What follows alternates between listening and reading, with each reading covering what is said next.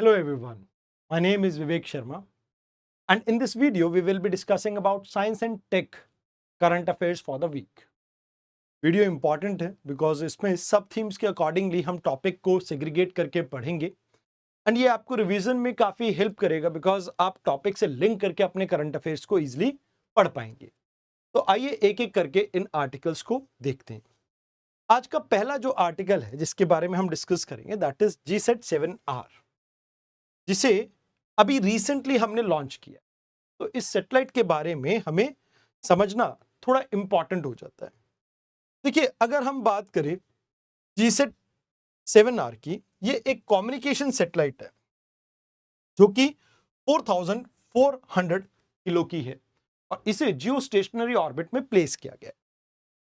अब इस कॉन्सेप्ट को समझना आपके लिए इंपॉर्टेंट है। लेट्स से ये हमारी अर्थ है, लेट्स से ये हमारी अर्थ है एंड इस अर्थ से थोड़ा सा ऊपर अगर हम जाते हैं, लेट्स से समवेयर अराउंड अगर हम 100 किलोमीटर ऊपर जाते हैं तो यहां पे आपको एक लाइन देखने को मिलती है और इस लाइन को कहा जाता है करमन लाइन। करमन लाइन वो पॉइंट है जहां से आपकी आउटर स्पेस स्टार्ट हो जाती है एंड अगर कोई पर्सन इस लाइन को क्रॉस करता है तो that can be part of like कि वो लोअर अर्थ ऑर्बिट में पहुंच गए ऑलमोस्ट। ऑल्दो कुछ किताबों में लोअर अर्थ ऑर्बिट आपकी 160 किलोमीटर से स्टार्ट होती है एंड रफली अगर आप देखेंगे तो ये 1000 किलोमीटर तक आपको देखने को मिलती है। हाँ, कुछ किताबों में 2000 किलोमीटर भी इसकी रेंज लिखी गई है। अब इससे ठीक ऊपर आप अगर जाते हैं 35,786 किलोमीटर पे तो ये आपकी जियो स्टेशनरी ऑर्बिट है। जियो स्टेशनरी ऑर्बिट है। अब ये जो जियो स्टेशनरी ऑर्बिट है इसके अंदर आपकी कम्युनिकेशन सैटेलाइट्स को रखा जाता है। तो यानी कि यहां पे आपकी इस सैटेलाइट GSAT-7R को प्लेस किया गया है जो कि 35,786 किलोमीटर पे प्लेस की गई है। अब यहां पे ये GSAT रुक्मणी को रिप्लेस करने के लिए हमने ये सैटेलाइट डिजाइन की है और स्पेशली इसमें फोकस है हमारा नेवी के ऊपर। नेवी को ये कम्युनिकेशन करने में हेल्प करेगी। ऐसे GSAT सीरीज में हम आर्मी के लिए भी सैटेलाइट लेके आने वाले हैं। हमने एयरफोर्स के लिए ऑलरेडी एक सैटेलाइट बना दी है। अब इससे बेनिफिट क्या है कि यहां पे इंडियन नेवी अब सिक्योरली इंडियन ओशन रीजन में अपनी कम्युनिकेशन को इंश्योर कर पाएगी, चाहे सबमरीन से कम्युनिकेशन करनी हो, चाहे आपके जो वॉरशिप्स होते हैं उनके साथ कम्युनिकेट करना हो या इवन रेस्क्यू ऑपरेशंस को कंडक्ट करना हो तो उसमें भी आपको हेल्प मिलेगी। तो आइए इसको थोड़ा डिटेल में समझते हैं। जो ये 7 सीरीज की आपकी सैटेलाइट्स है, इसमें कई सैटेलाइट्स हमारी लॉन्च की गई हैं। जैसे सबसे पहली सैटेलाइट थी रुक्मणी सीरीज 7 रुक्मणी। ये 2013 को हमने लॉन्च की थी एंड ये मरी टाइम कम्युनिकेशन यानी आपकी नेवी से रिलेटेड ही थी। फिर अभी 7R कुछ लेटेस्ट अपग्रेड के साथ हमने पूरी इंडियन ओशन रीजन को कवर करने के लिए डिजाइन की। देन एंग्री बर्ड नाम से 7A आई थी। ये आपकी UAV यानी एयरफोर्स और आर्मी वगैरह सभी इसको यूज कर सकते हैं, जो भी अनमैन्ड एरियल व्हीकल्स को यूज करेंगे उनसे कनेक्ट करने के लिए आपका यूज किया गया। देन यहां पे आर्मी के लिए भी GSAT-7B को हम लेके आ रहे हैं। वेरी सून इसको भी लॉन्च किया जाएगा। बॉर्डर के आसपास के एरिया में सर्वेलेंस एंड टेक्टिकल ऑपरेशंस में हमारे को हेल्प करेगी ये। एंड ट्राई सर्विसेज में GSAT-7C आने वाली है जो कि रियल टाइम इंक्रिप्टेड कम्युनिकेशन के लिए आपको हेल्प करेगी।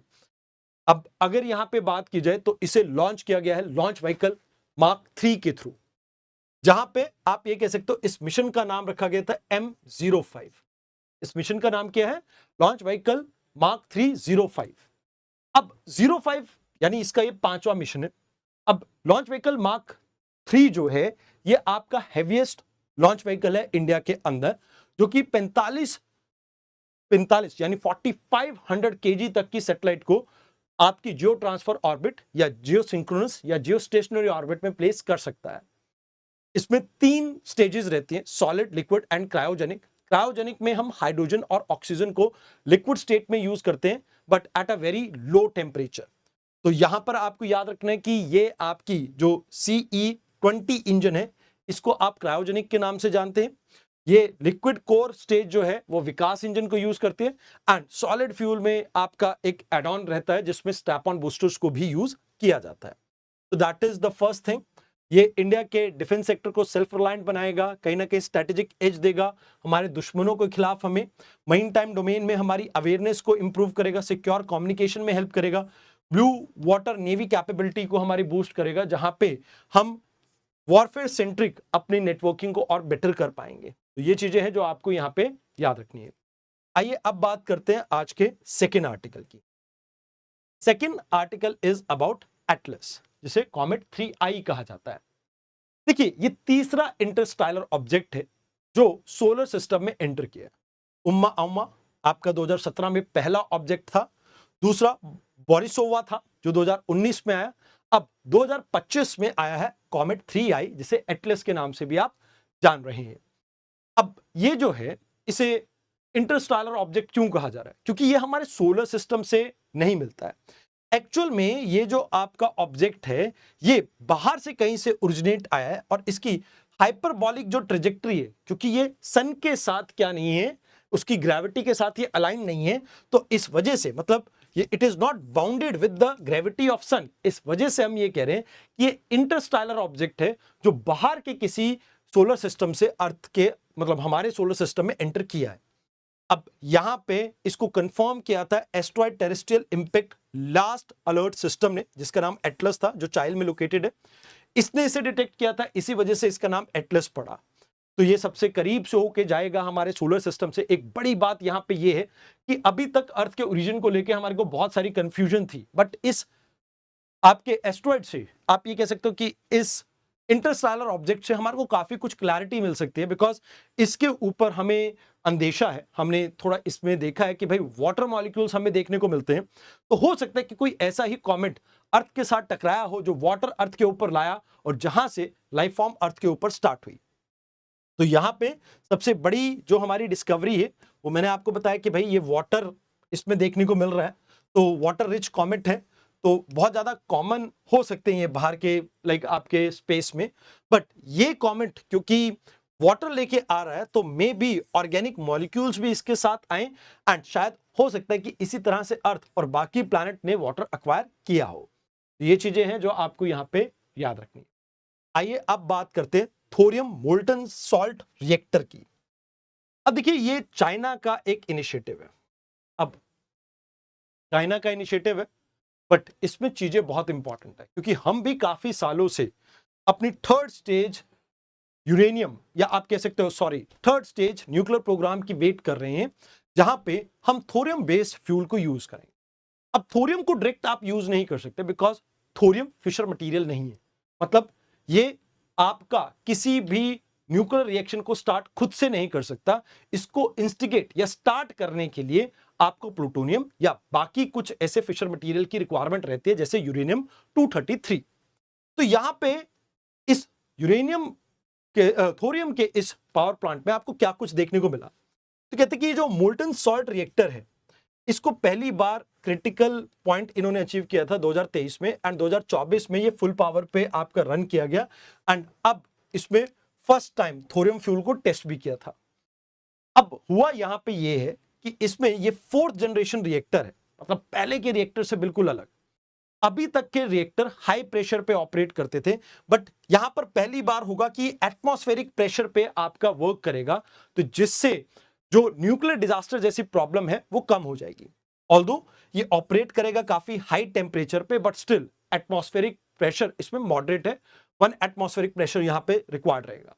मोल्टन सॉल्ट को इसमें एज अ कूलेंट के तौर पे यूज किया गया है, एंड ये कहीं ना कहीं आप कह सकते हो कि जो फिशल मटेरियल है उसको डिसॉल्व करता है अपने साथ, इंस्टेड ऑफ आपके जो रॉड्स पेनिट्रेट करती थी अभी तक आपके लाइक जो चैम्बर्स होते थे, रिएक्शन चैम्बर्स, उसके अंदर अब उसकी रिक्वायरमेंट नहीं रहेगी।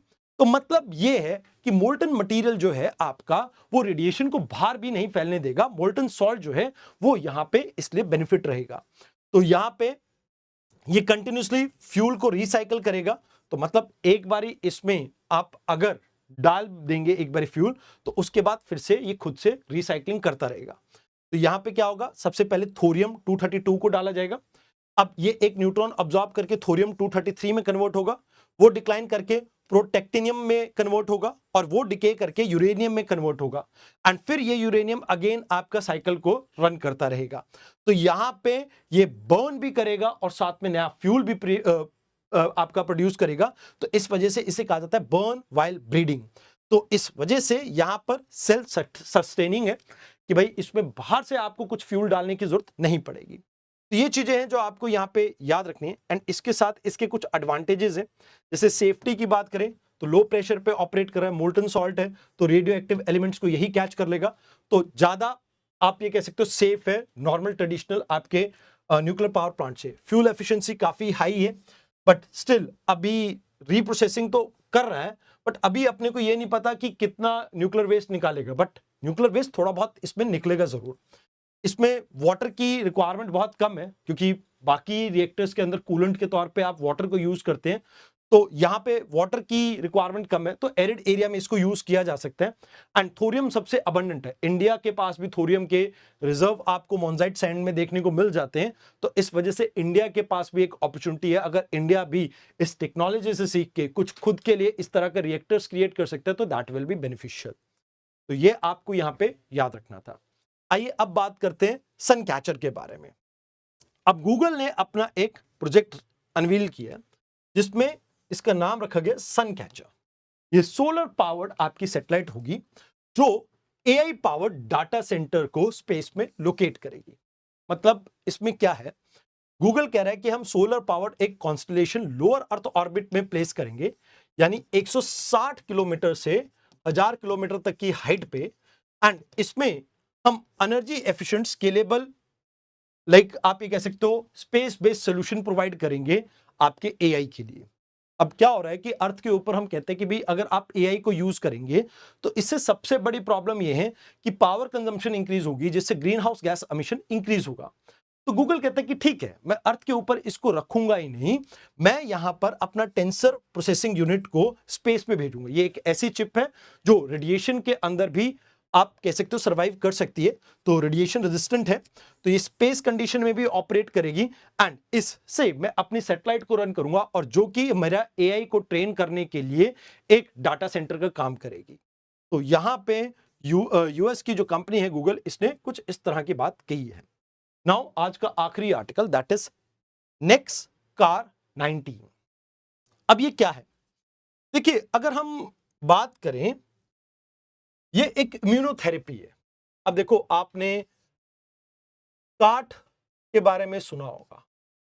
काट क्या है, basically chimeric antigen receptor T cell therapy.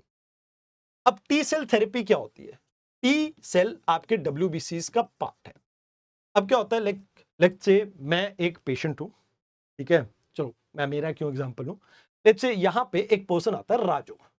Raju को बी सेल कैंसर है। बी सेल मतलब उसके ब्लड सेल में ऑटो इम्यून डिसऑर्डर है, जिससे कहीं ना कहीं उसकी बॉडी खुद की दुश्मन बन चुकी है। अब ऐसे केस में राजू को एक ट्रीटमेंट देनी है। इस ट्रीटमेंट में क्या करेंगे, हम राजू का ब्लड लेंगे, इस ब्लड से हम व्हाइट ब्लड सेल को सेग्रीगेट करेंगे, इसमें से टी सेल अलग से निकाल लेंगे। अब इन टी सेल को हम लैब के अंदर जेनेटिकली इंजीनियर करके उन कैंसर सेल को आइडेंटिफाई करने के लिए जो इनके अंदर कैमेरिक रिसेप्टर्स है उनको एक्टिवेट करेंगे, जिससे ये कैंसर वाले सेल को एलिमिनेट कर सके।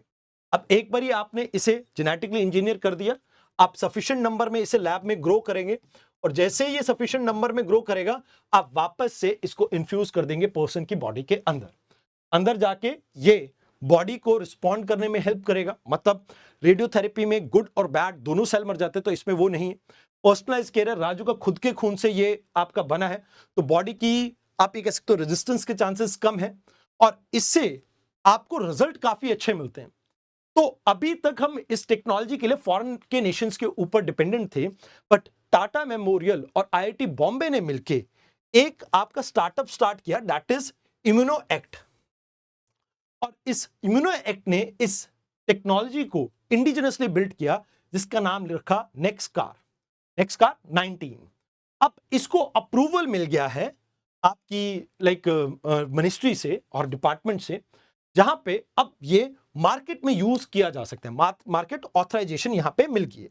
तो आने वाले समय में ये आपकी जैसे बी सेल से रिलेटेड ब्लड कैंसर्स हैं, जैसे अक्यूट लिम्फोटिक ब्लास्टिक ल्यूकीमिया, चाहे नॉन हॉडगिन आपके लिम्फोमा है, इन सब को ट्रीट करने में इसे यूज किया जा सकता है। तो याद रखना, यहां पर इस पूरे प्रोग्राम में डिपार्टमेंट ऑफ बायोटेक्नोलॉजी ने और बिराक ने इसको हेल्प की थी। मेक इन इंडिया के अंडर ये आता है।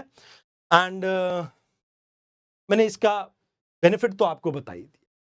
चलो एक और आर्टिकल आज का रहता है, दैट इज क्वांटम की डिस्ट्रीब्यूशन। देखो ये कम्युनिकेशन है। अब एक मेजर ब्रेक थ्रू ये आया है कि इंडिया का एक स्टार्टअप है क्यूनू लैब, QNU लैब। इसने नेशनल क्वांटम मिशन के अंडर 500 किलोमीटर की क्वांटम की डिस्ट्रीब्यूशन नेटवर्क को सेटअप किया, जहां पर सिक्योर कम्युनिकेशन को हम परफॉर्म कर पाए। अब क्वांटम की डिस्ट्रीब्यूशन क्या होता है? ये क्वांटम फिजिक्स के प्रिंसिपल के ऊपर बेस्ड कम्युनिकेशन चैनल है, जिसमें आप दो पर्सन के बीच में कम्युनिकेशन एस्टैब्लिश करते हैं। अब प्रॉब्लम यह है कि नॉर्मल कम्युनिकेशन चैनल के अंदर कोई अगर आपकी बात को आप ये कह सकते हो कि बीच में हैक भी कर सकता है, बट इस केस में हैकिंग की प्रॉब्लम बहुत कम है। लेट्स से अगर हम बात करें, यहां पर आपको पोलराइजेशन देखने को मिल रही होगी। एक आपको यहां पे हॉरिजॉन्टल, वर्टिकल और इंक्लाइंड 45 डिग्री डायगोनल लेफ्ट और राइट की तरफ देखने को मिल रही है। अब यहां पे ये पर्सन आपस में कम्युनिकेट करने के लिए कौन से फिल्टर को यूज कर रहे हैं, वो एक बारी डिसाइड होने के बाद ये एक दूसरे के साथ की शेयर करते हैं, और ये फिल्टर के बारे में इन दोनों को ही पता है। अब कितनी पोलराइजेशन रहेगी, कैसे रहेगी, अगर इन केस बीच में कोई भी इसमें कम्युनिकेशन को सुनने की कोशिश करेगा, उसने डिफरेंट फिल्टर यूज किया और आगे डिफरेंट सिग्नल रिसीव हो रहा है, तो उस केस में यहां पे इंफॉर्मेशन के अंदर कोई बीच में बैठ के सुन रहा है, यानी मैन इन द मिडल आपको पता लग जाएगा। एंड इससे कहीं ना कहीं ये इस कम्युनिकेशन को टेम्पर प्रूफ बनाती है, मतलब आपका एंड रिजल्ट ही बदल जाएगा। वो कम्युनिकेशन कभी उसे पता ही नहीं लग पाएगी कि कौन सी थी। और इसको इस इंक्रिप्शन को तोड़ना सबसे मुश्किल है। बाकी इंक्रिप्शन को तोड़ा जा सकता है, बट इसको नहीं। तो यहां पे आप कह सकते हो कि ये क्वांटम क्रिप्टोग्राफी टेक्निक है, जो कि सिक्योरली डिस्ट्रीब्यूट करती है या इंस्क्रिप्शन की को, जो कि प्रिंसिपल ऑफ क्वांटम मैकेनिक्स के ऊपर डिपेंडेंट है। ये टेम्पर प्रूफ है एंड कोई भी इसको हैक नहीं कर सकता है। अब इसमें क्या होता है, क्वांटम पार्टिकल को सीक्रेटली की के साथ हम भेजते हैं, एंड इसमें आप इंटरसेप्शन जो भी होगी तो उसको प्रिवेंट कर सकते हैं। विदाउट ऐसा कुछ भी नहीं हो सकता कि किसी भी केस में कोई बीच में इसको इंटरसेप्ट कर रहा हो और किसी को पता ना लगे, तो अनडिटेक्टेड कभी भी इंटरसेप्शन आपकी नहीं जाएगी। तो आप यहां पे याद रखना कि ये टेम्पर प्रूफ है। ये कहीं ना कहीं इसकी एप्लीकेशन आपको डिफेंस सेक्टर में देखने को मिल सकते हैं, intelligence, governance, financial sector, telecom sector and data centres और क्रिटिकल इंफ्रास्ट्रक्चर, जैसे हमारे न्यूक्लियर पावर प्लांट, इन सब में आपको ये देखने को मिल सकती है। तो काफी सिक्योर है ये लाइन, तो ये चीज इसमें आ जाती है। अभी तक भारत में जैसे हमने क्वांटम की डिस्ट्रीब्यूशन का ये तो डेवलप किया ही है, उसके अलावा हमने quantum random number generator system को भी जनरेट किया, जो कि इंडिया की फर्स्ट क्वांटम चिप थी, जिसको आप क्यू सिप के नाम से जानते हैं। ऐसी 25 क्यूबिट की हमने क्वांटम प्रोसेसिंग यूनिट को भी बिल्ड किया, जिसको प्रोड्यूस किया गया था QPI AI के द्वारा। तो याद रखना कि ये 3 इनिशिएटिव ऑलरेडी हमने लिए हैं एंड रिसेंट टाइम में ये कहीं ना कहीं इंडिया की क्वांटम फील्ड के अंदर एक मेजर सक्सेस है। ये चीजें हैं जो आपको यहाँ पे याद रखनी है। आई होप आपको आर्टिकल समझ में आए हो। अब मैं लास्ट में एक बार आपको बता देता हूँ कौन कौन से टॉपिक से आप इसे रिलेट कर सकते हो। ये टॉपिक आईसीटी के अंदर क्वांटम कंप्यूटिंग का मैंने आपको कवर किया था, तो उसमें आ जाएगा। ये टॉपिक बायोटेक्नोलॉजी के अंदर मैंने आपको कवर किया था, वहां पर कार्ड थेरेपी में आप इसे ऐड कर सकते हैं। ये फॉरेन स्पेस मिशन, उसके ऑब्जेक्टिव आपको याद रखने। देन अगर ये इसकी बात करी जाए, ऑल्टरनेट एनर्जी टॉपिक से आप इसे रिलेट कर सकते हैं मेरे पढ़ाए हुए में से। अगेन ये स्पेस इवेंट में आ गया, तो वहां पर आप इसे कवर कर सकते हैं, एंड ये स्पेस में इंडियन मिशन के अंदर आ जाएगा। ये चीजें हैं जो आपको यहाँ पे याद रखनी है। आई होप आपको डिस्कशन अच्छी लगी हो। तो आज के डिस्कशन में इतना ही, धन्यवाद।